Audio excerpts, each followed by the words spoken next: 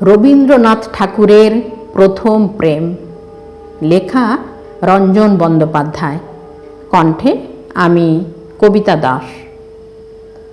কিশোর রবিকে প্রথম প্রেমের পাঠ দিয়েছিলেন মারাঠা সুন্দরী আনা।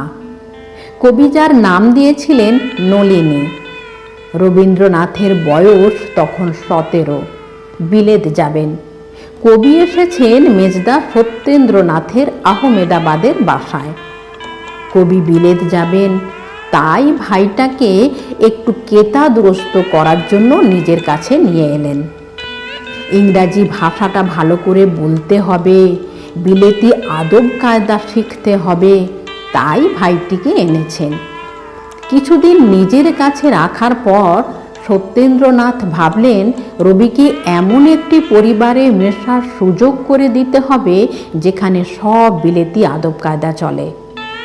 বাড়ির প্রায় সবাই বিলেত ফেরত। কবিকে বোম্বাই পাঠালেন বন্ধু ডাক্তার আত্মারাম পাণ্ডুরঙের বাড়িতে। ইনি একজন আধুনিক মনস্ক মারাঠি পণ্ডিত। সত্যেন্দ্রনাথের সঙ্গে ভালো সম্পর্ক। রবীন্দ্রনাথ এলেন আত্মারাম পাণ্ডুরঙের বাড়িতে।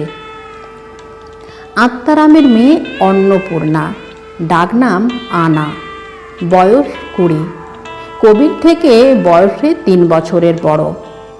রবীন্দ্রনাথকে ইংরাজি শেখানো, আদব কায়দা শেখানো সব ভার আনাই পেল। এদিকে আনা ছিল এক শিক্ষিতা সুন্দরী দুরন্ত পাহাড়ি ঝর্ণা, তার উপরে বিলেত ফেরত মেয়ে। রবীন্দ্রনাথকে প্রথম প্রেমের পাঠ এই আনাই একদা দিয়েছিল।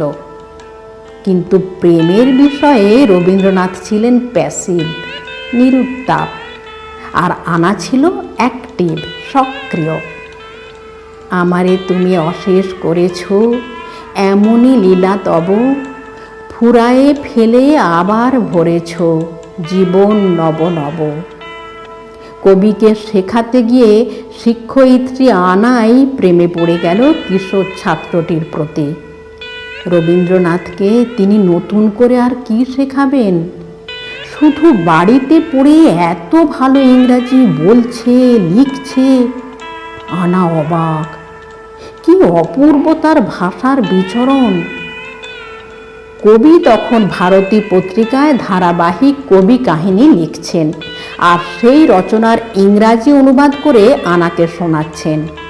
আনা মন্ত্রমুগ্ধ, 2 হাত গালে রেখে বড় বড় চোখ করে তাকিয়ে আছে কবির দিকে। আনা ভাবছে, শুধু ভাবছে, এই ছেলেকে সে কি শেখাবে? তার চেয়ে বরং এখন লেখাপড়া থাক, ওকে এখন প্রেমের পাঠ একটু শেখানো যাক। একদিন আনা রবিকে বলল, তুমি কি আমাকে একটা নতুন নাম দিতে পারো না, যে নামে পৃথিবীর আর কেউ আমায় ডাকবে না, একমাত্র তুমি? কবি বিহ্বল। কবি আনার নাম দিলেন নলিনী। এই সেই নলিনী যার নাম কবি কাহিনীতে বারবার উঠে এসেছে। নলিনীকে নিয়ে কবির রোমান্টিক আবেগ ছুঁয়ে গেছে তার এই গানের সুরে। শোনো নলিনী, খোলো গো আঁখি, ঘুম এখনো ভাঙিল কি? এবার একটি বিশেষ ঘটনা রবীন্দ্রনাথের নিজের কথা, তা বই থেকে তুলে ধরছি। আর একদিন সে আচমকা বলল, জানো, কোনো মেয়ে ঘুমিয়ে পড়লে যদি তার দস্তানা কেউ চুরি করতে পারে, তবে তার অধিকার জন্মায় মেয়েটিকে চুমো খাওয়ার। বলে খানিক বাদে আবার আরাম কেদারায় নেতিয়ে পড়ল নিদ্রাবেশে। ঘুম ভাঙতেই সে চাইল পাশে তার দস্তানার দিকে। একটিও কেউ চুরি করেনি।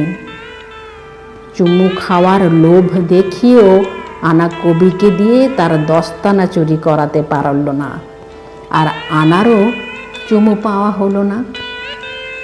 কিন্তু আনা কবির মনে প্রথম প্রেমের আলো পৌঁছে দিয়েছিল। যা কবিকে নব নব সৃষ্টির পথে এগিয়ে দিয়েছিল। কিন্তু কবি শুধু দূর থেকে ফুলের সৌরভটুকু নিয়েছেন।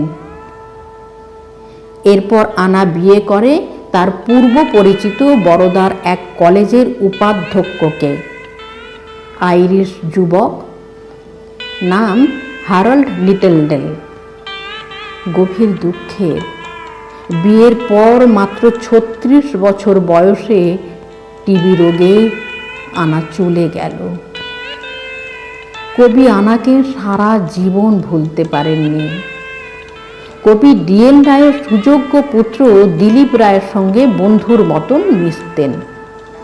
যদিও দিলীপ রায় বয়সে অনেক ছোট ছিলেন, পরিণত বয়সে কবি একবার দিলীপ রায়কে বলেছিলেন, কিন্তু একটা কথা আমি বলতে পারি গৌরব করে যে কোনো মেয়ের ভালোবাসাকে আমি কখনো ভুলেও অবজ্ঞার চোখে দেখিনি, তা সে ভালোবাসা যেরকমই হোক না কেন।